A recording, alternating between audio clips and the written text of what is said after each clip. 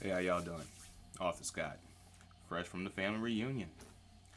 Went through Acadiana all the way to western Louisiana, aka cotton and sugarcane country.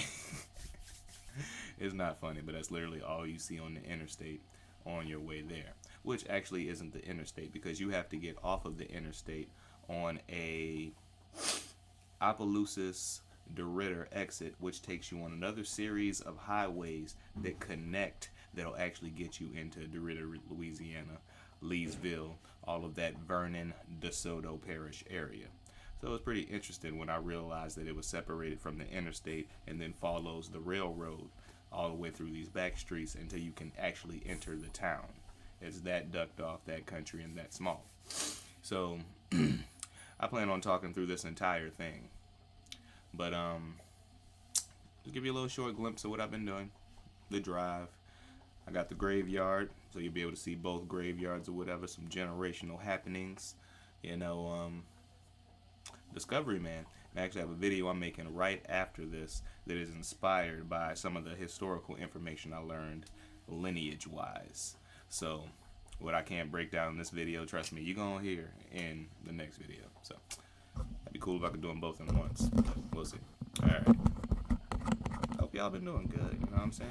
King Drop, I saw you moving, man. I hope you nothing but the best on your travels, even though you probably already done made it by now. I hope you get in and settled properly. Hope the house got a good vibration to it. You want me to link you up with a good frankincense and myrrh link? I will send that to you so you can bless your house. I like doing that in new places, you know. We just moved into where I'm at now. No more than 3 months I've been here. And first thing I did was burn frankincense and myrrh all over this house. Yeah, I don't know them people who was up in here before me. I don't know what they was into. Very few people know the name Heya, Heya, Hiya, Hiya. And the only reason I do both is because I know our English tongue does one naturally, but when you actually read the Hebrew, it's ha, ya. And that's hard. I feel that at the back of my throat. Ha, ya. You know. I just feel like I'm yelling at y'all when I say it, but that's just something you gotta say strong. Ha, ya. But we're still getting new to vibrations, so we say hey, hey. Anyway, did not mean to go into that. And excuse the volume.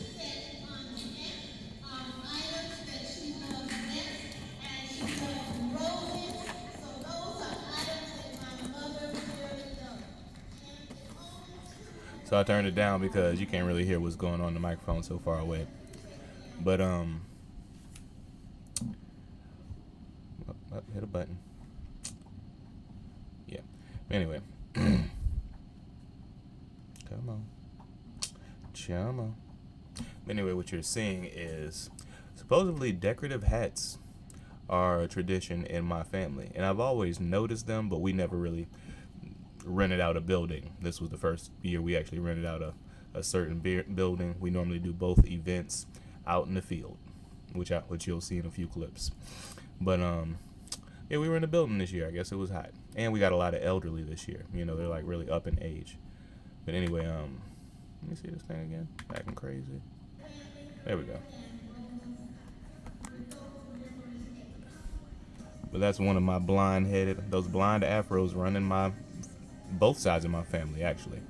But yeah, that's one of the ladies who, like, if I really were to take the camera off the table and put it in her face, you'd be able to see those kind of Polynesian features, you know. And I have like maybe 3-4 aunts from maybe 2 generations ago that are still alive at this event, and you can see those blind afros, gray eyes kind of come into play. And you know, it's interesting. You see those white-haired gentlemen in the corner, which you'll get a glimpse of them later. Those are my 2 uncles. And that's my aunt right there, my Aunt Angie. I didn't want to put the camera in her face because a lot of my family are bashful. That is not a drink in her hand. We don't drink like that. That's a bunch of peppermints. But that's an adopted family member. Still love her to death. But yeah, these decorative hats or whatever, and they seem to all be straw hats. I know all my elder grandparents wore straw hats, and supposedly in the older days, they would actually decorate the hats with ornaments and such things or whatever, and that was something that was traditionally to them. So I thought that was interesting in finding out. This lady does not have a hat on. She's just walking because they did like a hat roulette thing or whatever. Like if you brought a hat, you pick a number and display your family's hat. But she's explaining why she ain't got a hat right now. Somebody forgot to bring it. You know how I go down. Rely on family, you know.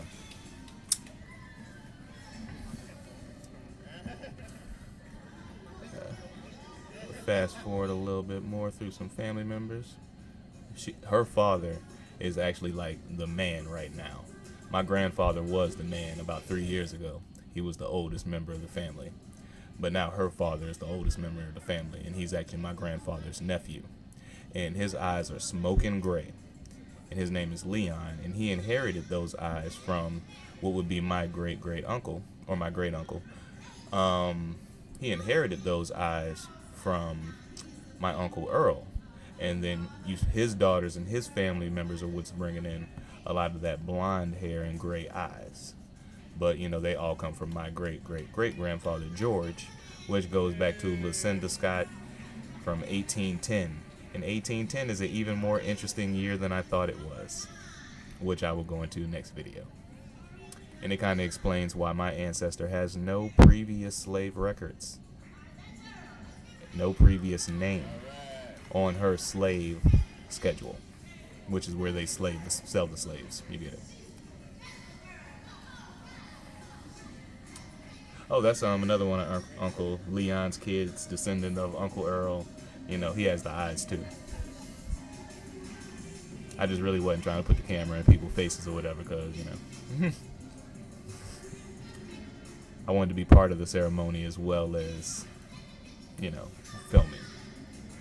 So even though you see the camera shaking right there, it's because I'm holding it off to the side of my head and I'm cheesing from ear to ear like, come on, child, do your thing. I'm going to skip a little bit just so we ain't standing here because they had some intermissions of conversation. That's another one of Uncle Leon's kids.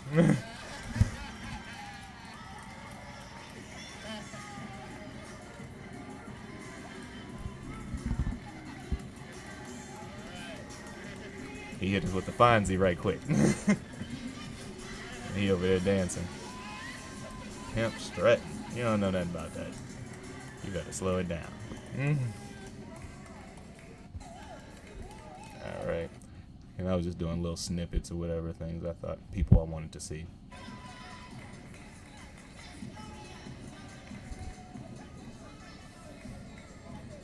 Now that is another cousin from another brother of my grandfather.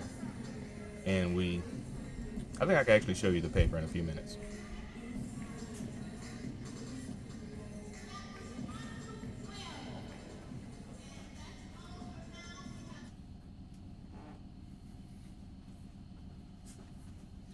Oh, well, I don't know where the paper is. I was going to try to get it that quick. But, you know, outside of the Scott family, it's also the Sloan family, the Levias family, the what?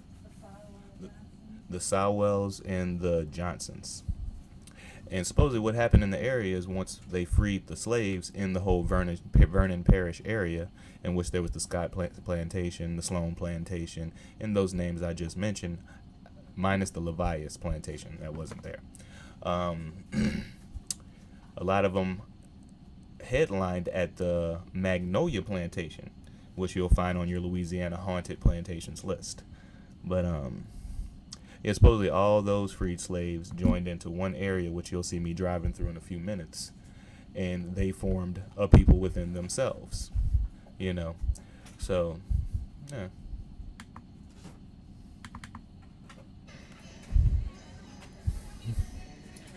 Just keep it rolling.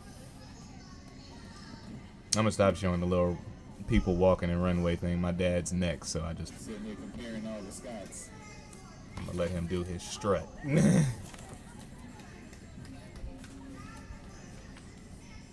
then we can continue on. But while he's coming, I'll just stick that in front of y'all. This is our 75th Walnut Grove, Homecoming in Rose Pine, Louisiana. Denman, Stewart, Levias, Williams, Johnson, Sloan, Scott, of course, Sawwell, and Crawford. But the Scotts and the Denmans were the most in show. Now, I don't know if y'all see this blonde afro sticking out of the side of her head. Hey, y'all. Hey, baby. She was real sweet. We actually stayed at the same hotel. I think her name is Marlene, and she is from Uncle Earl, which would be a great uncle of mine.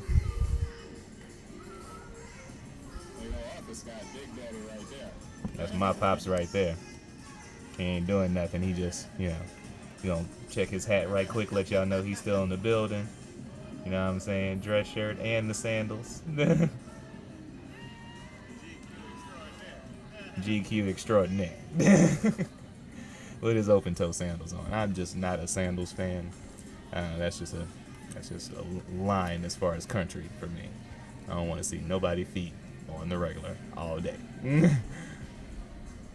Anyway, I can show you all these cowboy hats all day, because they just were wearing different cowboy hats passed down from their ancestors. A lot of them stopped at the table and it's like, oh, this was my mother's hat. Oh, this was my father's hat, so on and so forth. And we had a big painting plaque. What do you call that?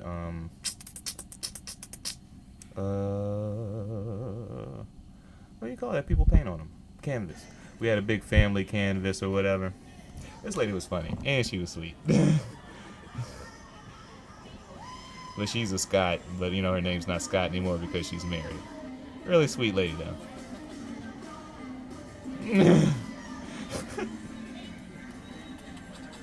Family just enjoying themselves. Ain't nothing wrong with it.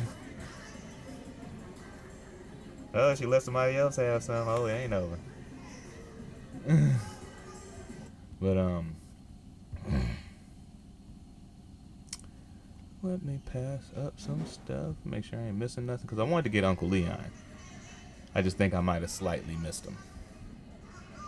With the camera, I just turned it on. The on button and the off button is the same for the camera. I thought I was turning it on and I turned it off. It was just sitting on the table recording at one period for no reason. So,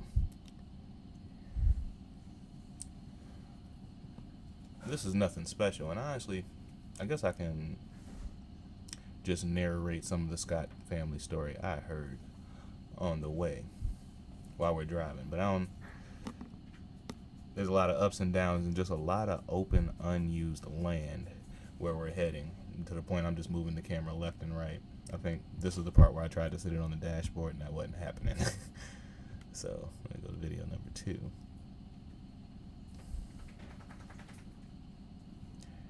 And there's so many there's new videos, cause at any moment I'm thinking I'm gonna turn the corner and we're at the homecoming area in the field, but it's just so many roads and it breaks off into dirt roads, and if I look left or right, literally I'm gonna see a trail just ducking off, and you wonder how far back it goes.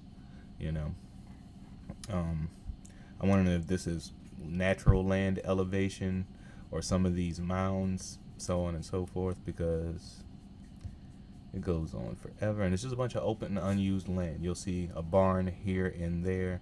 You'll see what looks like it could have been a plantation type area or whatever is just going down. This is, ain't nobody working these fields no more.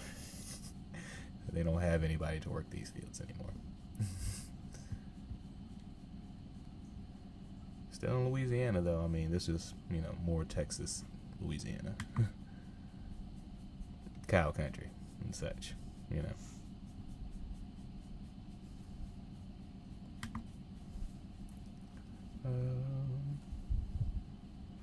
Not an interstate in sight.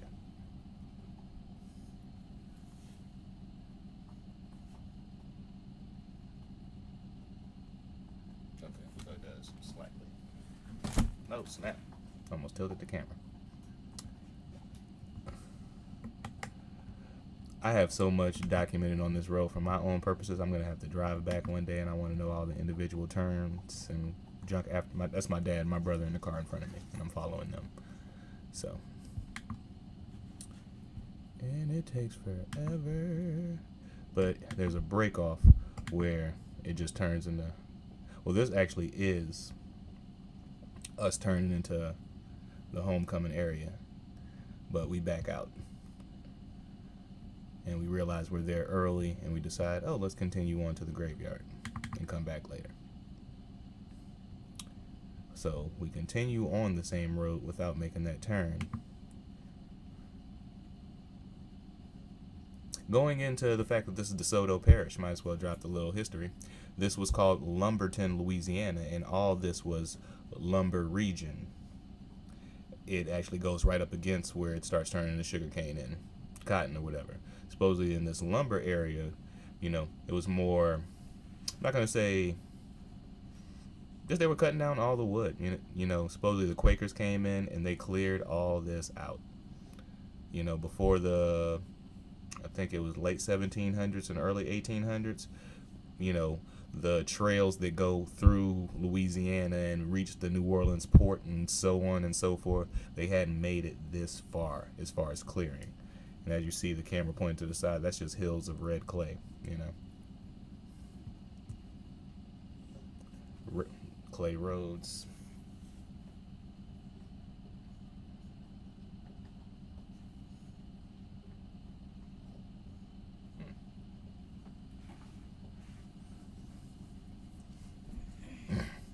When I was driving on these roads, all I could think about is, I bet people was doing pottery stuff. You know, I know somebody was getting their pottery on back in the Gap.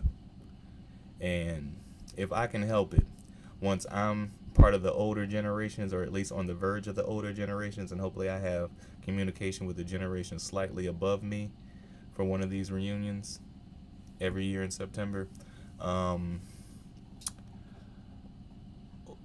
where that church is that you're going to see later or whatever, where we have the little meeting, it was the church, the school, the hospital. It was the whole 9 yards for the freed slaves, you know.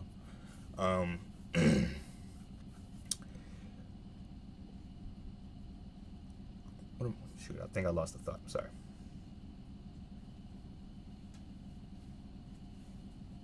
Anyway, yeah, that's what I was saying. I want to, you know, when it's up to me, we're excavating that crap. Because, you know, when I was young, they had trails we used to walk down. They go up hills or whatever, and you find the remnants of houses and this, that, and the other or whatever. But, you know, by the time I was like 14, the adults had said we got tired of looking for our kids back there, and they blocked all that off with cut down trees and stuff. So you really can't get into the trails how you used to. But as soon as a few of them older cats, you know, God forbid, pass off, oh, we going all up and through there. You know, I'm digging. Somebody stop me. We have now left paved road, you know. That was a trail. I don't know if y'all saw that. I think I'm going to catch a few while on the ride, so I'm just going to let it play.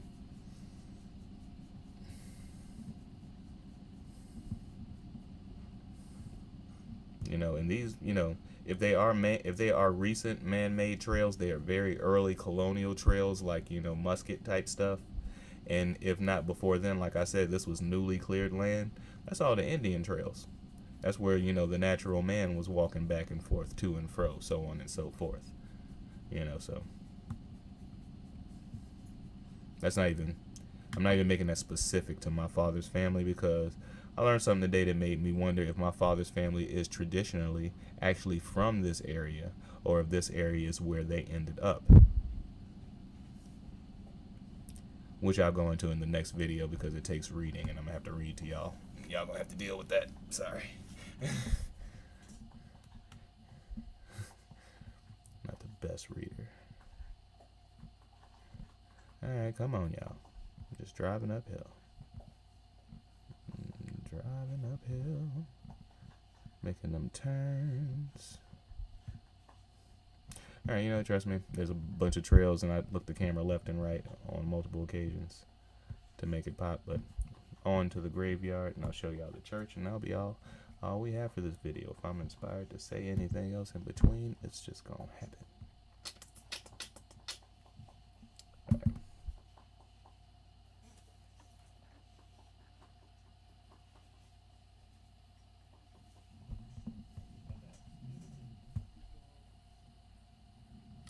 So that's Old Cypress. So I know a camera looking at a camera ain't the best way to view something, or a camera looking at a screen of something going on ain't the best way to view something. So let me get to this. There it is. And dang it, you don't pause the same way as YouTube. You don't just click the screen. You gotta hit the pause button. All right, cool.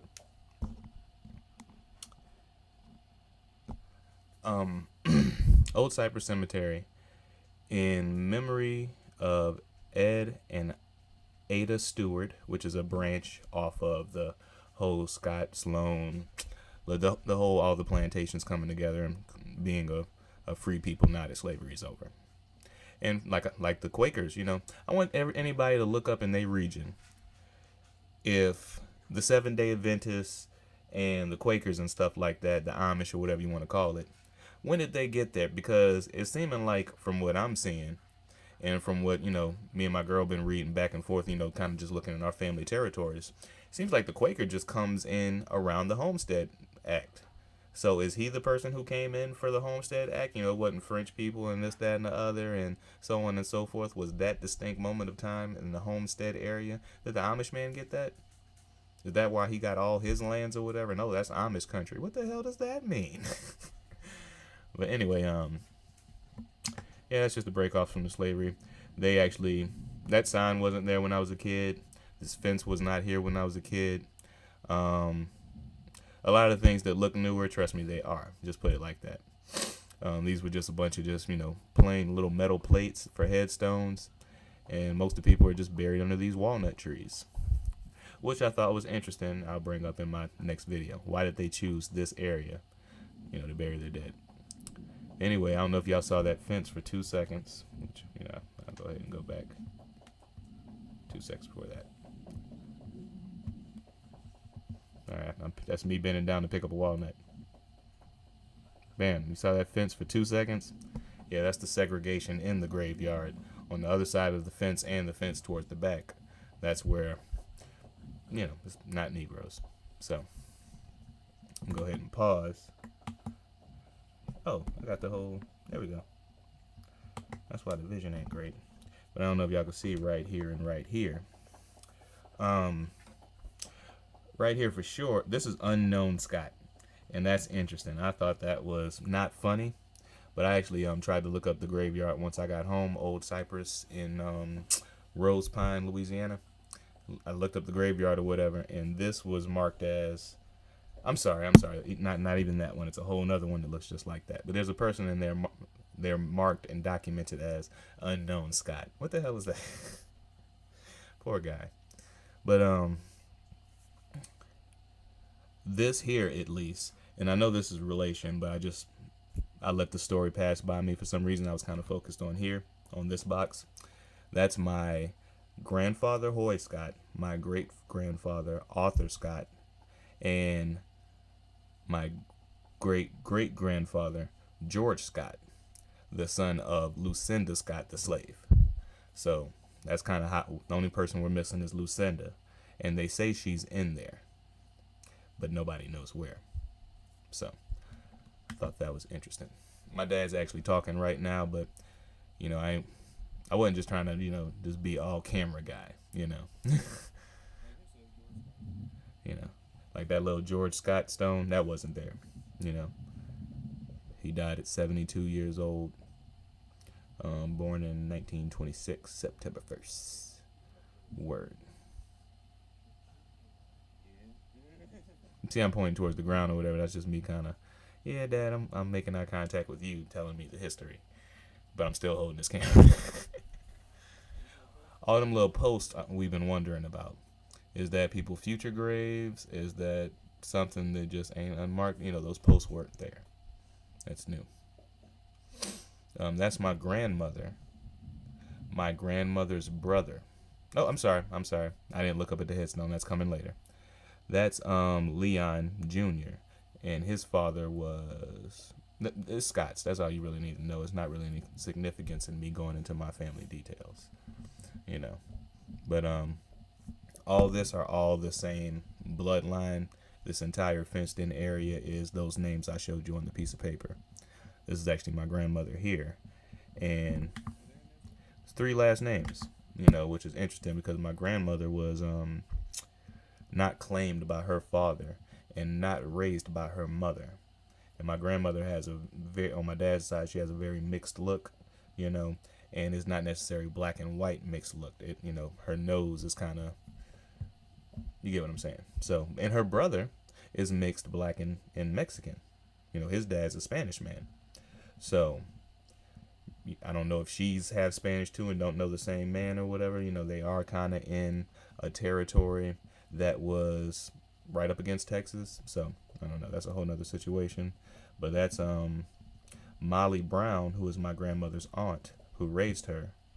My grandmother's mother is somewhere out here too, unmarked, and that's George Dixon, which is my grandmother's brother. So Dixon would be their family lineage before marrying my grandfather. So, yeah. Do I have anything else interesting to show y'all? A lot of Scots. A lot of Scots. And all this pretty stuff is new. Have y'all know. You know, that was not like that when I was a kid. You know, but the family is, you know, 75, the 75th homecoming reunion, whatever you want to call it. We finally realized that it was kind of important to keep up with these people.